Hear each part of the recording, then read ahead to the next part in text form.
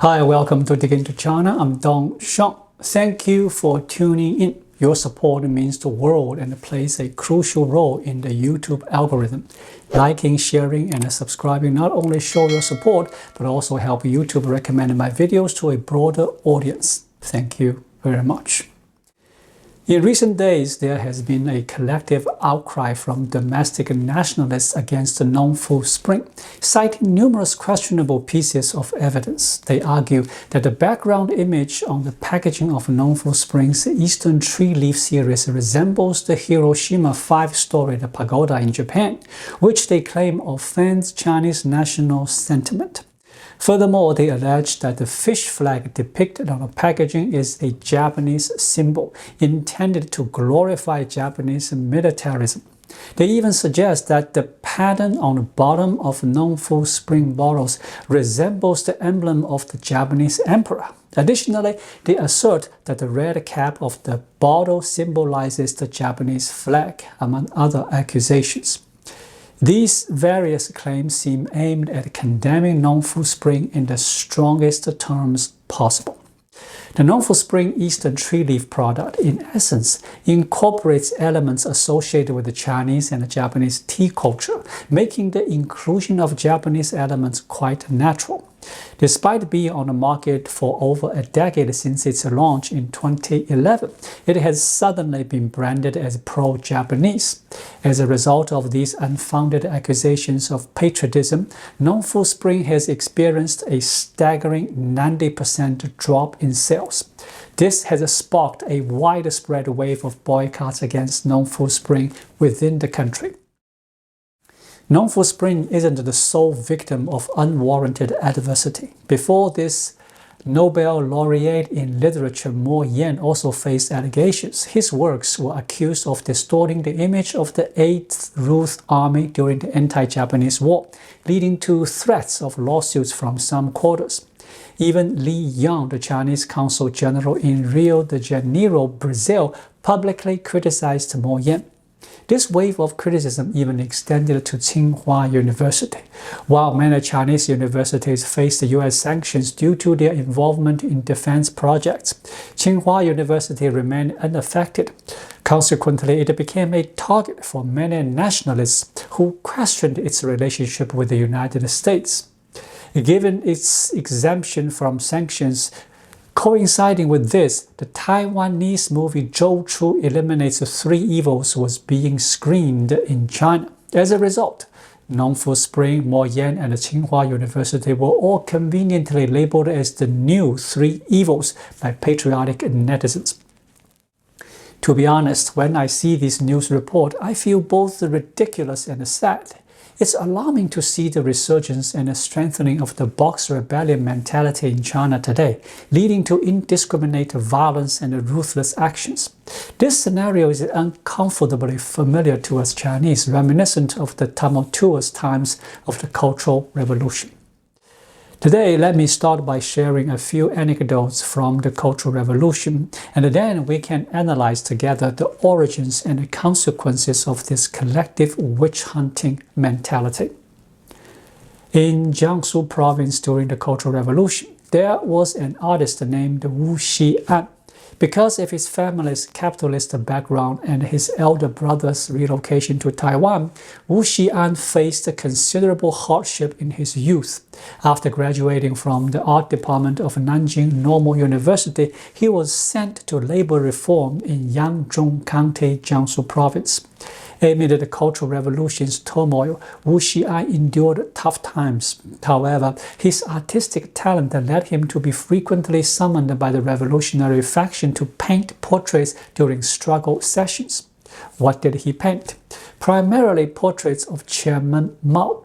With unwavering dedication, Wu Xian painstakingly crafted 10 monumental portraits of Mao Zedong, each towering several stories high, over a span of about 2 years. Using oil paint on white iron sheets or large wall surface, Wu Xian embarked on his paintings. Little did he know that his troubles were just beginning. Due to the unevenness of some of the surfaces, certain portraits ended up with unintended features. For instance, one portrait had a crescent-shaped groove on Mao's forehead, with the rebel faction interpreted as resembling a tightening spell. Another painting featured the loosely drawn trees in the corner, misinterpreted as depicting a landmine explosion targeting Chairman Mao. Furthermore, in the portrait where Mao wore a Zhongshan suit, the folds of his clothing were misconstrued as resembling dog ears, leading to accusations of implying a giant dog's head. Consider these baseless accusations. Aren't they reminiscent of the allegations against Nongfu Spring's packaging today? Ultimately, due to these unfounded claims, the young painter Wu Xian was unjustly branded as counter-revolutionary and sentenced to 10 years in prison. Despite his steadfast refusal to confess, he managed to evade the grip of death. In his later years, Wu Xian reflected, "Honestly, I didn't shed a tear when Mao Zedong passed away. I believe that historical tragedies won't recur, but we must keep history in mind. Forgetting history will inevitably lead to its repetition." Yet, Mr. Wu's optimism may have misplaced. Whether we remember or not, history has shown a tendency to repeat itself. In fact, it has already done so.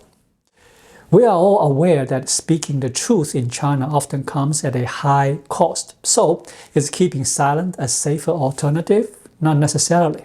In 1957, Li Jingquan, the first secretary of the Sichuan Provincial Committee, took charges of the Sichuan University's anti-rightist leading group and oversaw the criticism sessions targeting intellectuals at the university. He discovered that the Sichuan University still had 2 unfulfilled quotas for rightists. Li Jingquan then retrieved the records of faculty participating in the criticism sessions and personally scrutinized them for evidence.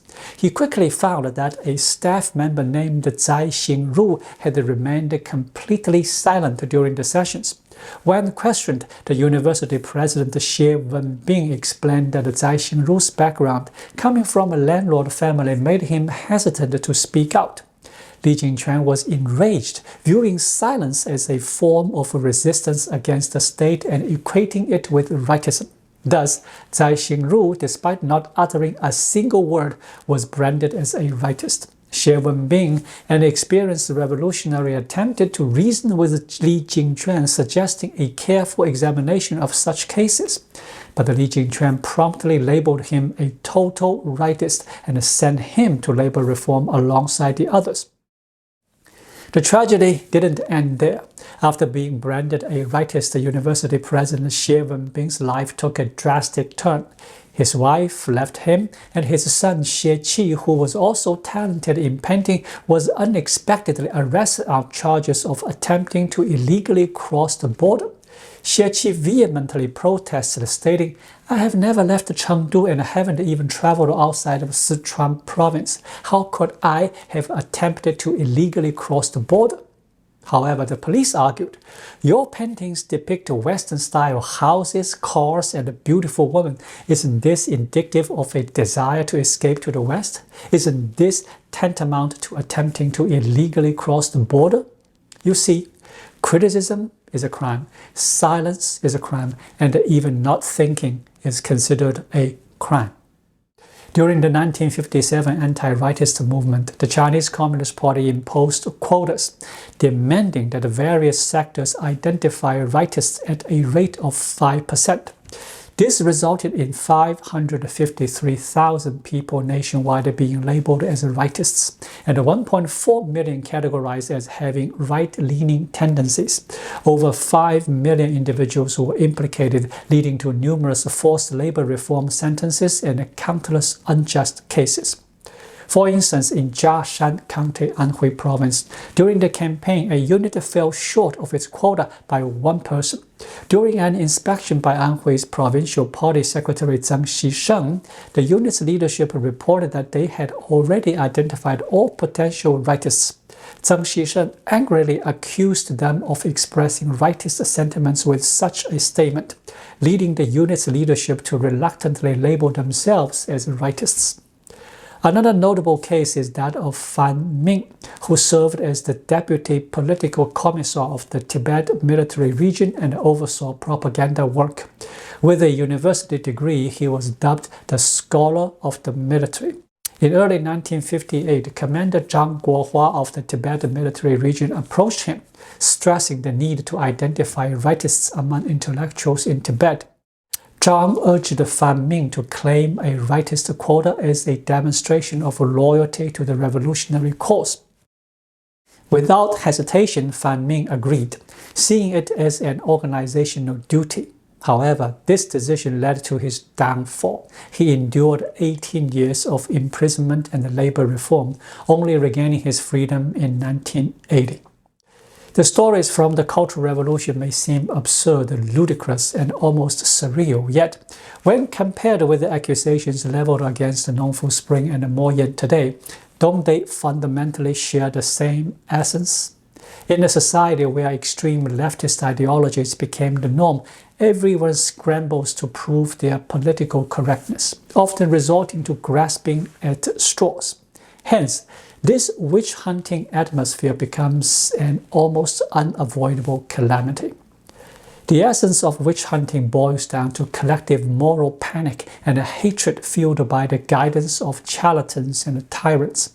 Individuals strive to prove their orthodoxy by fervently manufacturing excuses to eliminate dissenters. In such an environment, it's not that sane individuals are absent, rather they are most vulnerable to eradication.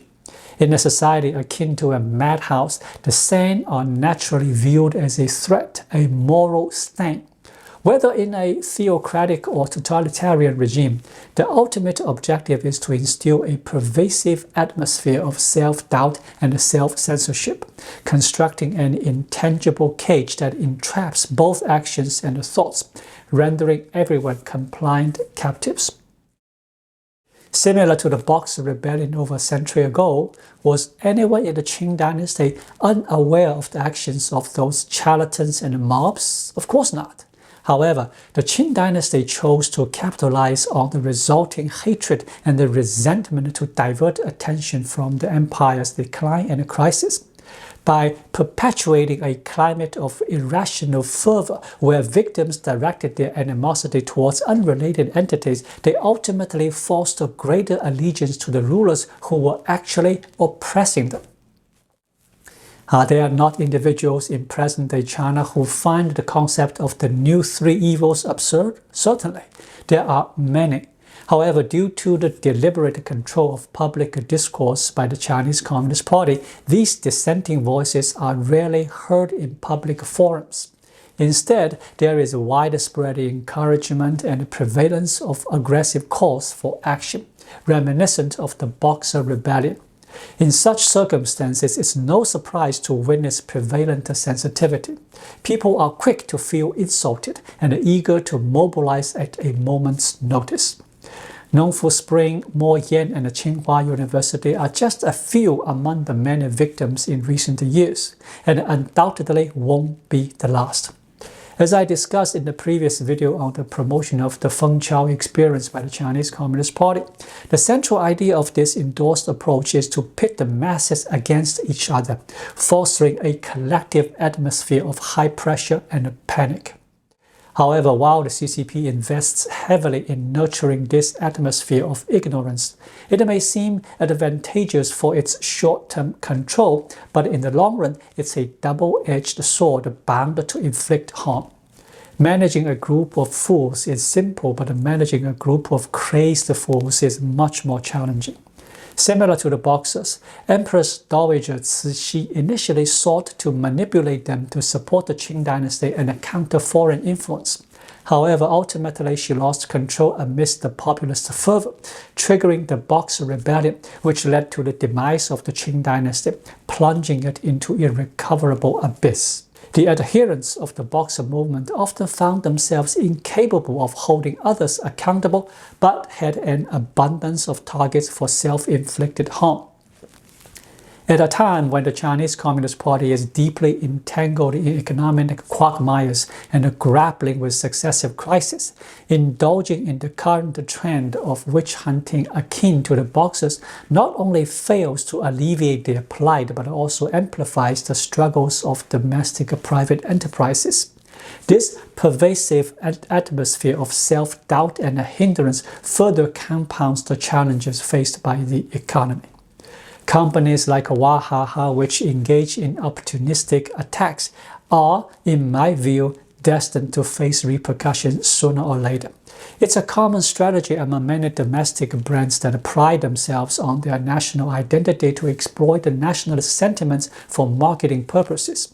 Sometimes it's used for self-promotion and other times it's employed to undermine competitors. However, following the campaign against Nongfu Spring, Wahaha as a similar enterprise not only lacks the sense of crisis associated with the when lips are gone, teeth are cold situation, but also consistently throws stones while residing in a glass house on its own social media platforms. It's both lamentable and ironic.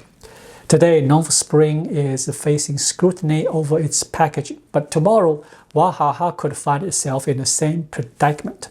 In this era of witch-hunting fervor, the roles of perpetrator and victims can swiftly interchange. If you recall, in 2006, Wahaha faced a public outrage when it planned to sell a portion of its shares to the French company Denon. Just like today, it was accused of various unpatriotic acts, including baseless rumors like using condom materials in its Neutral Express beverage. This led to a nationwide boycott and nearly caused the company to collapse. Now, Wahaha seems to have conveniently forgotten its own past ordeal and is quick to denounce Nongfu Spring. This indeed is one of the most iconic tragedies of our time. In a scenario where a company's troubles stem not from product quality, distribution strategies, or market decisions, but solely from nationalist fervor and media manipulation, how can regular businesses stay afloat? With the unpredictability of crossing societal red lines of extremism, it's impossible to foresee how things might go aright. In an environment dominated by extreme populism, which foreign companies, especially those from Japan and the United States, would dare to venture in? If I were the CEO, I'd undoubtedly make a swift exit. After all, why stick around to face trouble when it's better to avoid it altogether? Despite all the discussion, it's crucial to underscore that I don't believe the cause to eradicate the three evils represents the prevailing sentiment in China. In the current media landscape, only extreme voices are encouraged and manipulated by the authorities, while the silent majority remains unable or fearful to express themselves. The benefits brought by movements like the Boxers are solely enjoyed by the ruling elite, but the long-term repercussions are endured by ordinary individuals. For instance, the indemnity paid to the Eight Nation Alliance amounted to 450 million taels of silver, which wasn't fully settled until 1938, totaling 650 million taels with interests. This burden was borne by every Chinese taxpayer. Thank you for watching. Please like, leave a comment, and subscribe to my channel. Just click the subscribe button right here. I'll see you again shortly. Until then, be well.